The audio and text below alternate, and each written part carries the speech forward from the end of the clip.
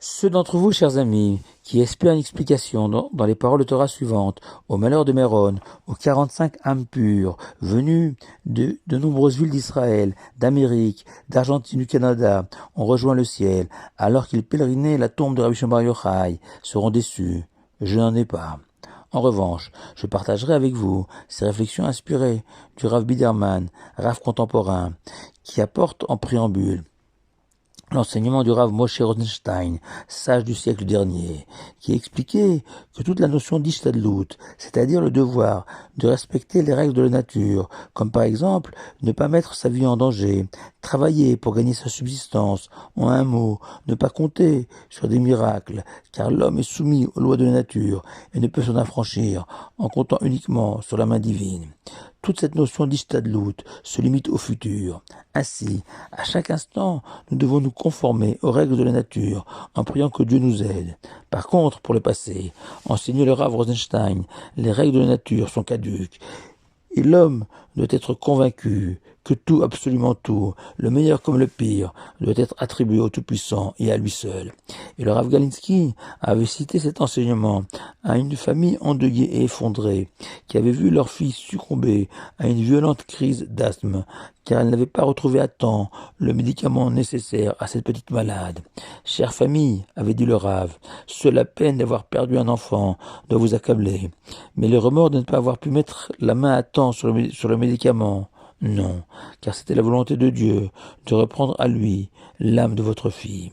Ainsi, au sujet de la catastrophe de Méron, même si un comité d'enquête sera chargé d'établir les responsabilités et les causes de ce drame, les conclusions de ce comité ne serviront que pour le futur, car pour le passé, un homme de foi doit chercher en lui la force de reconnaître que Dieu seul avait décidé de rappeler à lui 45 belles âmes comme un jardinier cueillant ses plus belles fleurs selon l'expression de nos sages, et que dès lors, il était injuste, d'après la Torah, d'attribuer ces morts à telle ou telle négligence ou erreurs qui ont conduit à ce drame, même si ces négligences ou ces erreurs sont avérées et exactes.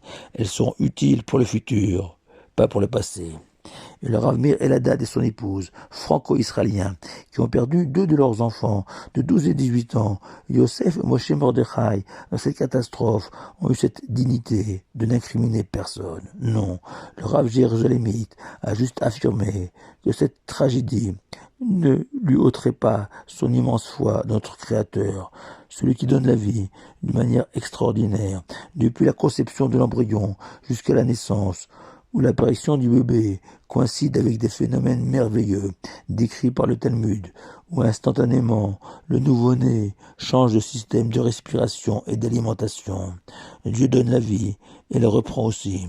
Ne pas douter, ne fût-ce qu'un instant, de la providence divine, même lorsqu'on fait face à une telle catastrophe.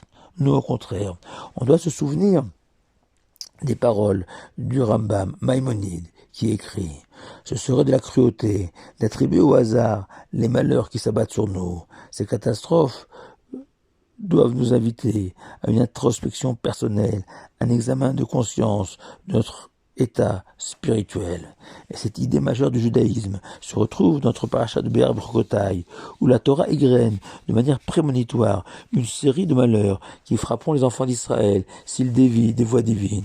Et la Torah va rythmer ce récit dramatique avec comme un refrain « Vim telechu imi kiri » et si vous vous conduisez avec moi de manière fortuite, dit Dieu. Et le Rambam explique que Kiri est associé à Mikré, hasard, et l'Éternel nous met en garde de ne pas attribuer ces malheurs, même si nous ne les comprenons absolument pas au hasard. Au contraire, chacun d'entre nous doit y déceler la main de Dieu et se sentir directement concerné, touché de l'obligation de se réformer. Le risque dénoncé par notre paracha serait de s'obstiner, de fermer nos cœurs et nos yeux devant le malheur d'autrui, ce qui entraînerait un engrenage infernal, résumé par les mots de notre paracha, Hamat Keri, la colère du hasard, c'est-à-dire que la perception des événements de notre monde comme étant un concours de circonstances ne ferait qu'augmenter le cours divin. Inversement, la Torah conclut ces malheurs en nous rassurant et en annonçant que c'est tragédies ne sont pas une fatalité, car jamais l'Éternel ne nous rejettera définitivement, car il se souviendra que nous sommes les descendants de ces trois bien-aimés, nos patriarches, Abraham, Isaac et Yaakov. Continuez à avancer, à progresser dans notre vie de juifs. Il n'y a pas d'autre alternative. À la demande de leurs parents, Yosef et Moshe Mordechai Eladad ont été enterrés à Méron, à quelques mètres du tombeau de Rabbi Shimon Bar Yochai. La maman a dit que désormais à Lag Bomer, en plus de pèleriner le tzaddik, elle visitera aussi ses enfants sur lesquels Rabbi Shimon veillera. Et si le courage et la foi incroyable de cette femme pouvaient nous servir d'exemple. Shabbat Shalom à vous tous.